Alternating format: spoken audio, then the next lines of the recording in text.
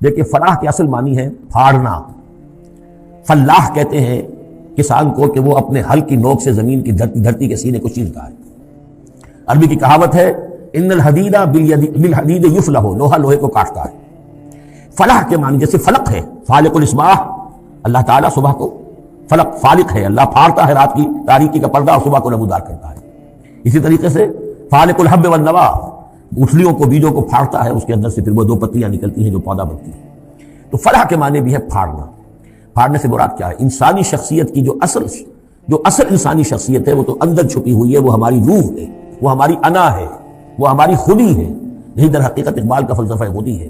اور اسی کی بہترین تعبیر جو ہے آدرش، جو میں نے لفظ استعمال کیا تھا سورہ حج کے ضمن میں، ضعف الطالب والمطلوب، تو آئیڈیلز کا جو فلسفہ ہے اس کے حوالے سے ڈاکٹر رفیع الدین مرحوم مغفور نے علامہ اقبال کی اس کے فلسفہ خودی کی بہترین تعبیر کی ہے.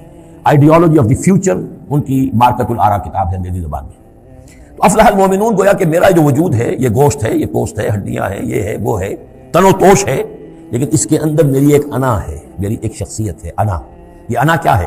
میں کہتا ہوں میرا ہاتھ، وہ میں کون ہوں جس کا یہ ہاتھ ہے؟ میرا ہاتھ، میرا پاؤں، میری آنکھ، میرے کان، میرا سر، میرا یہ، میرا وہ، میرا جسم. بھائی وہ میں کون ہے تو پوزیس کرتا ہے اس کو؟ وہ میں، وہ انا، وہ ایک مخفی حقیقت ہے، اور اصل میں وہ روح ربانی جو میرے اندر پھونکی گئی ہے وہ ہے میری اصل حقیقت. لیکن یہ غلافوں میں لپیٹ دی گئی ہے، مادی غلاف ہے. ان مادی غلافوں کو پھاڑ کر اپنی روح کو برآمد کرنا، جیسے کہ گٹھلی پھٹتی ہے تو دو پتے نکلتے ہیں تو آم کا درخت شروع ہوتا ہے. ان مادی غلافوں کو پھاڑ کر اپنی اصل حقیقت، اپنی اصل انا کو برآمد کر کے تقویت دینا، یہ ہے فلاح. قد افلح، بہترین ترجمہ کیا ہے یہاں پر لفظ کے قریب ترین ہونے کے اعتبار سے.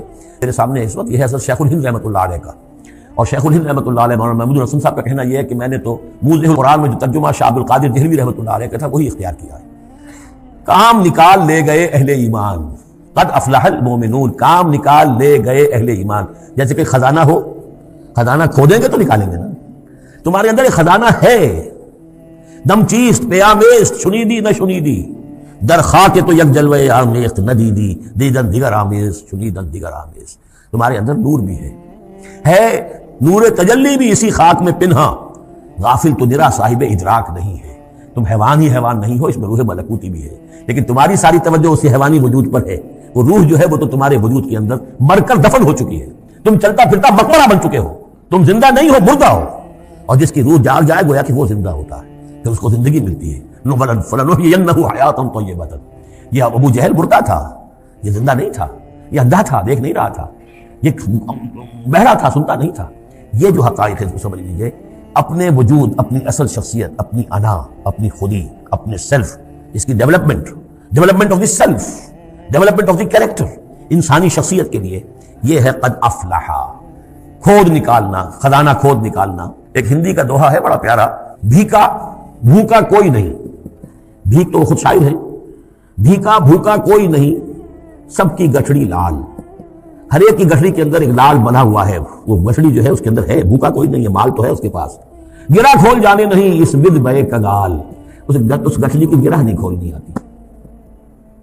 ستمست گر حوست کشت کے بے سیر سرد و سمندرا، تجھے غنچہ کم نہ دمیدائی درے دل کشا چمندرا. تم اپنی شخصیت کا جو چمن ہے تمہارے اپنے اندر جو اللہ تعالیٰ نے رکھا ہوا ہے، وفی انفسکم افلا تبصرون، تو اس سے غافل رہتے ہو. Man in his ignorance identifies himself with the material sheaths which encompasses real self. انسان اپنی جہالت میں اپنے مادی غلافوں ہی کو سمجھ بیٹھتا ہے یہ میں ہوں. یہ تو کچھ بھی نہیں ہے، مادی غلاف کی کوئی حیثیت نہیں ہے. تم کچھ اور ہو جو اس کے اندر ہو، لیکن بشرطے کہ تم اپنے آپ کو پہچان لو. من عرف نفسہ فقد عرف ربہ ولا تکونوا کالذین نسوا اللہ فانساہم انفسہم. ان لوگوں کے مانند نہ ہو جاؤ جنہوں نے اللہ کو بھلا دیا تو اللہ نے انہیں اپنے آپ سے غافل کر دیا. یہ ہے فلاح کی اصل حقیقت.